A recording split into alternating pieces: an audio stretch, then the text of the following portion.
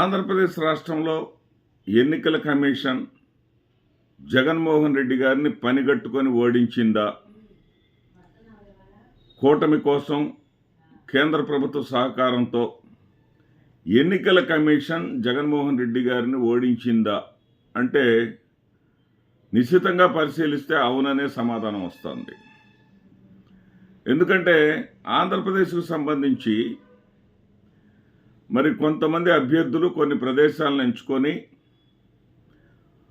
ఆయా ప్రాంతాలలో recounting జరపమని supreme court ఆదేశాల ప్రకారం ఫీజు చెల్లించడం జరిగింది. ఆ ఫీజు అందుకున్న తర్వాత ఎన్నికల కమిషన్ సుప్రీంకోర్టు మార్గదర్శకాలను అనుసరించే విధంగా ఖచ్చితంగా రీకౌంటింగ్ జరిపి తీరాలి. రీకౌంటింగ్ జరపకపోగా మాక్ పోలింగ్ మాత్రమే జరిపింది. రీకౌంటింగ్ అంటే ఆ పోలైనటువంటి ఓట్లను వీవీప్యాట్ స్లిప్స్ తోటి సరిపోల్చడం. ఆ ప్రక్రియ మాత్రం చేయలేదు. చేయకుండా వైసీపీ వారి అభ్యర్థనను సుప్రీంకోర్టు మార్గదర్శకాలకు వ్యతిరేకంగా వాటిని పట్టించుకోకుండా మీరు ఎక్కడైతే అనుమానం అంటున్నారో ఆ ప్రాంతాలకు వచ్చి మాక్ పోలింగ్ చేస్తాము, ఎన్ని ఓట్లు పోల్ చేశారో అన్ని వీవీప్యాట్స్ ఉంటాయో ఉండవో చెక్ చేసుకోవచ్చు అని చెప్పేసి చేతులు దులుపుకుంది. ఎందుకు ఇలా చేసింది? ఎన్నికల కమిషన్ ఎందుకు ఇలా ప్రవర్తించింది అనే దానికి సమాధానం లేదు. ఇక్కడ అనేక రకాలైనటువంటి సందేహాలు ఉన్నటువంటి ఈ సమయంలో మహారాష్ట్రలో ఇటీవల జరిగినటువంటి ఎన్నికల సందర్భంలో అక్కడ నాందేడ్ జిల్లా నుంచి పోటీ చేసినటువంటి ప్రత్యర్థి పార్టీల అభ్యర్థులకు, ఓడిపోయిన అభ్యర్థులకు ఇలాంటి సందేహాలే వస్తే అక్కడ మరి సుప్రీంకోర్టు మార్గదర్శకాల ప్రకారం ఏదైతే వీవీప్యాట్స్ని సరిపోల్చి రీకౌంటింగ్ జరిపారు, మాక్ పోలింగ్ జరపలేదు. ఆంధ్రప్రదేశ్ రాష్ట్రంలో రీకౌంటింగ్ ఎందుకు జరపలేదు అనేది $1 మిలియన్ ప్రశ్న. ఆంధ్రప్రదేశ్లో ప్రజాస్వామ్యం ఖూనీ అయింది. ఎందుకంటే ఆంధ్రప్రదేశ్కు సంబంధించి వీవీప్యాట్స్ను కూడా మేము తొలగించామని చెప్పేసి ఎన్నికల కమిషన్ ఒప్పుకుంది. మరి ఒకవైపున ఫీజు కట్టి రీకౌంటింగ్ కోసం అభ్యర్థన వచ్చిన తర్వాత కూడా ఎందుకు తొలగించారు?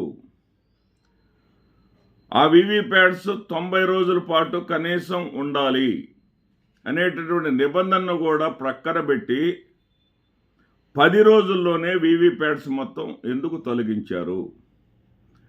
ఆ వీవీప్యాట్స్ తొలగించినటువంటి వీవీప్యాట్స్ రోడ్లపైన, ముళ్ళ కంపలపైన ఆ స్లిప్పులు ఎందుకు దర్శనమిచ్చాయి? కొంతమంది వితండవాదం ఏం చేస్తారంటే జగన్మోహన్ రెడ్డి గారికి 151 సీట్లు వచ్చినప్పుడు అది ఎన్నికల కమిషన్ సరిగా పనిచేసిందా? ఈవీఎంలు సరిగా పనిచేసాయా? జగన్మోహన్ రెడ్డి గారు ఓడిపోతేనే ఎన్నికలు సరిగా జరగనట్ట, ఈవీఎంలు సరిగా పనిచేయనట్ట అనేటువంటి వితండవాదం చేస్తూ ఉన్నారు. మరి అప్పుడు కూడా చంద్రబాబు నాయుడు గారు తీవ్ర స్థాయిలో ఉద్యమాన్ని తీసుకెళ్ళాడు కదా. సరే, అన్ని పార్టీలు అతను కలిసి రాకపోవచ్చు, అసలు ఈవీఎంల మీద యుద్ధమే ప్రకటించాడు కదా. వేమూరి హరిప్రసాద్ అనే అతను తెలుగుదేశం పార్టీ కోసం ఈ ఉదంతాన్ని బయటపెట్టి అరెస్టు దాకా వెళ్ళింది కదా. మరి అక్కడ నిర్ధారించినటువంటి విషయాలను ఈ సమయంలో జగన్మోహన్ రెడ్డి గారు ఆరోపించినటువంటి సమయంలో ఎందుకు నిర్ధారించలేదు? ఎందుకు వీవీప్యాట్స్ను తొలగించారు? మరి అనేక రకాలైనటువంటి సందేహాలు ఉన్నప్పటికీ కూడా ఎన్నికల కమిషన్ ప్రజలకు వచ్చినటువంటి సందేహాలను నివృత్తి చేయాల్సినటువంటి అవసరం ఉంటే ఎందుకు నివృత్తి చేయలేదు? చెయ్యకపోగా ప్రజలకు మరింత అనుమానాలు వచ్చే విధంగా ఎందుకు ప్రవర్తిస్తుంది? వీళ్ళ యొక్క ప్రవర్తన చూసి మాజీ ఎన్నికల అధికారి అయినటువంటి ఎస్వై ఖురేషీ గారు కూడా ప్రజలలో ఉన్నటువంటి సందేహాలను నివృత్తి చేయకుండా ఎన్నికల కమిషన్ ఏదైతే పనితీరు చూస్తూ ఉంటే ప్రజలకు ప్రజాస్వామ్యం పట్ల నమ్మకం పోతుంది. ఎన్నికల కమిషన్ ఏదో ప్రభావితమైంది, ఎన్నికల కమిషన్ దేనికోసమో లొంగిపోయింది అనేటటువంటి భావన ప్రజల్లో కలుగుతుంది అని చెప్పేసి మాజీ ఎన్నికల ప్రధాన అధికారి సైతం ఆరోపణ చేయాల్సినటువంటి పరిస్థితి ఏంటి? అదేవిధంగా ఈ 99% బ్యాటరీ ఛార్జింగ్ తగ్గకుండా ఉండకపోవటానికి కూడా ఎన్నికల కమిషన్ దగ్గర స్పష్టమైనటువంటి సమాధానం లేదు.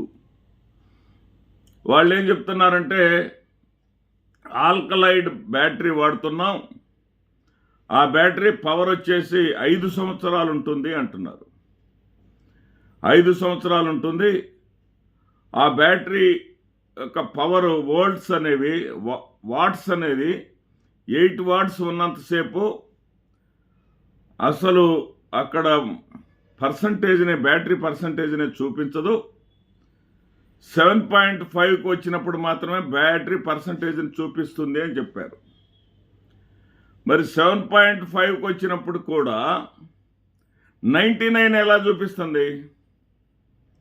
సాధారణంగా మనం 100% సెల్ ఫోన్ ఛార్జ్ చేసి ఒక 10 నిమిషాల తర్వాత ఏమి వాడకుండా చూస్తేనే 1 పాయింట్ 2 పాయింట్లో తగ్గుతాయి కదా. మరి అక్కడ ఏమాత్రం తగ్గకుండా 99% ఛార్జింగ్ ఎందుకు ఉంటుందనే దానికి ఇప్పటి వరకు వాళ్ళ దగ్గర సమాధానం లేదు. అంతేకాకుండా ఆంధ్రప్రదేశ్ రాష్ట్రంలో ప్రత్యేకించి జగన్మోహన్ రెడ్డి గారిని ఓడించటానికే చంద్రబాబు నాయుడు గారు భారతీయ జనతా పార్టీతో కలిశారా? మరి భారతీయ జనతా పార్టీతో కలిసిన వెంటనే నీ పని అయిపోయింది జగను అంటూ దీర్ఘాలు తీశాడు చంద్రబాబు నాయుడు గారు. అంటే ఒక వ్యూహం ప్రకారము ఎన్నికల కమిషన్ లోబర్చుకొని ఆంధ్రప్రదేశ్ రాష్ట్రంలోని ఎన్నికలను నిర్వహించారా? ఎందుకంటే ఆంధ్రప్రదేశ్ రాష్ట్రంలో జరిగినటువంటి అధికారుల సమావేశంలో కూడా ఎన్నికల ప్రక్రియకు ముందే అధికారులందరికీ ప్రభుత్వం మారుతుంది అన్నట్లుగా సూచనలు చేస్తూ హెచ్చరికలు జారీ చేసినట్లుగా అనధికార సమాచారం ఉంది. మరి ఇంత తీవ్రంగా జగన్మోహన్ రెడ్డి గారిని యత్నించి ఓడించారా అనేది అనేక సందేహాలు కలుగుతూ ఉన్నాయి. అంతేకాకుండా హర్యానాలో ఒక కేసు నమోదు చేశాడు. మహబూబ్ గారు అని ఒక కేసు వేశాడు, మహబూబ్ వర్సెస్ ఎన్నికల కమిషన్. ఆయన ఏం వేశాడంటే ఎలక్ట్రానిక్ డివైస్కి సంబంధించినటువంటివి కూడా ప్రజలు అడిగితే ఎన్నికల ప్రక్రియకు వినియోగించినటువంటి పరికరాలను అవి ఎలక్ట్రానిక్ డివైసెస్ అయినా సరే ప్రదర్శించి తీరాలి, ప్రజలకు ఓపెన్గా అప్పచెప్పి తీరాలి అనేది ఆయన హర్యానా హైకోర్టు ద్వారా ఆర్డర్ తెచ్చుకున్నాడు.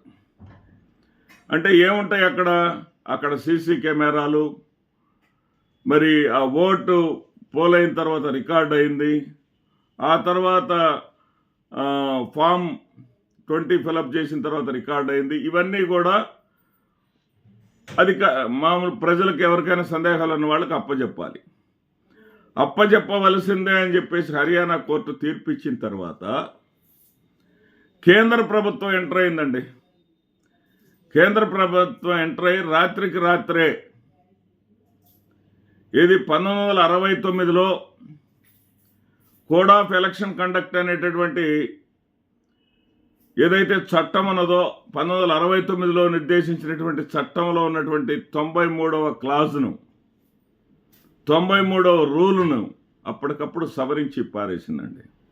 ఆ 93వ రూల్ ప్రకారం ఖచ్చితంగా ప్రజల యొక్క సందేహాలను నివృత్తి చేస్తూ ప్రజలకి ప్రజల్ని సంతృప్తిపరుస్తూ ప్రజలు ఏదైతే కోరుకుంటారో వాటిని హ్యాండ్ ఓవర్ చేయవలసిందే అని ఉంటే ఎలక్ట్రానిక్ డివైసెస్ని హ్యాండ్ ఓవర్ చేయడానికి వీలు లేదు అని రాత్రికి రాత్రి చట్టాన్ని మార్చేసింది కేంద్ర ప్రభుత్వం. ఎందుకు కేంద్ర ప్రభుత్వం ఈ పని చేసింది అంటే ఎన్నికల కమిషన్ కేవలం కేంద్ర ప్రభుత్వానికి లొంగిపోయిందా అనేటటువంటి సందేహాలు వస్తూ ఉన్నాయి. కేంద్ర ప్రభుత్వం ఆడమన్నట్లు ఆడిందా అనేటటువంటి సందేహాలు వస్తూ ఉన్నాయి.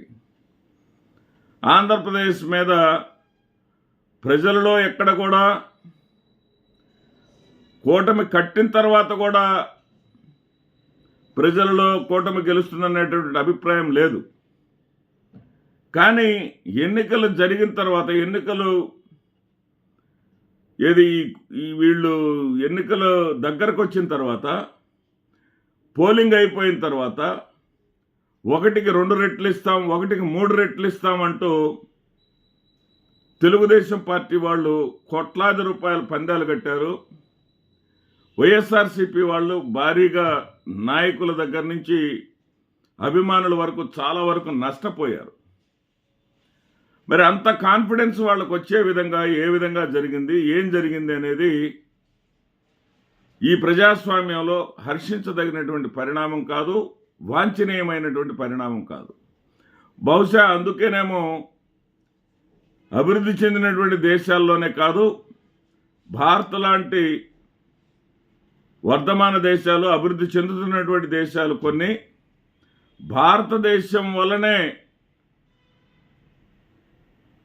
తన స్వతంత్ర ప్రతిపత్తిని కాపాడుకోగలిగినటువంటి బంగ్లాదేశ్ ఏదైతే రాబోయేటటువంటి ఎన్నికలు ఈవీఎంల ద్వారా జరపాలని కొన్ని లక్షల ఈవీఎంలు కొనుగోలు చేసింది. భారతదేశంలో జరుగుతున్నటువంటి పరిణామాలను చూసి, ఎందుకంటే ఒక భారతీయ జనతా పార్టీ కూటమిలో ఉన్నటువంటి భాగస్వామ్య పక్షాలు తప్ప దేశంలో ఉన్నటువంటి మిగతా రాజకీయ పక్షాలన్నీ కూడా ఈవీఎంలు వ్యతిరేకిస్తూ ఉన్నాయి. ఒక ఉద్యమం తీవ్ర స్థాయిలో నడుస్తూ ఉంది. కొన్ని చోట్లయితే ప్రొటెస్టులు కూడా జరుగుతూ ఉన్నాయి. మరి ఇలాంటి పరిస్థితుల్లో ఒక భారతీయ జనతా పార్టీ, ఆ భారతీయ జనతా పార్టీలో భాగస్వామ్యులైనటువంటి పార్టీలు తప్ప మిగతా పార్టీలు అన్నీ కూడా తీవ్రంగా వ్యతిరేకిస్తున్న పరిస్థితిని బహుశా బంగ్లాదేశ్ వారు గమనించారేమో. రేపు రాబోయే ఎన్నికల్లో మాత్రం ఈవీఎంలు ఉపయోగించే ప్రసక్తే లేదు అని కొనుగోలు చేసినటువంటి ఈవీఎంలను కూడా మూలన పడేశారు. మరి ఇలాంటి పరిస్థితుల్లో కూడా భారతదేశానికి సంబంధించినటువంటి ఎన్నికల కమిషన్ తన యొక్క చిత్తశుద్ధిని చాటుకోవాల్సినటువంటి అవసరం ఉంది. జగన్మోహన్ రెడ్డి గారు లాంటి జననేతల్ని కూడా ఓడించగలము మన దగ్గర ఉన్నటువంటి టెక్నికల్ నాలెడ్జ్ తోటి అనుకుంటే ఇంకా ప్రజాస్వామ్యం ఎందుకండి? ఒక్కసారి మీరు ప్రజాస్వామ్యం గురించి నీతులు చెప్పడం కాదు, ప్రజాస్వామ్యం కోసం నిజంగా పని చేయండి అని ఈ వీడియో ద్వారా విజ్ఞప్తి చేస్తున్నాను. నమస్తే, మీ మాదిరెడ్డి శ్రీనివాసరెడ్డి.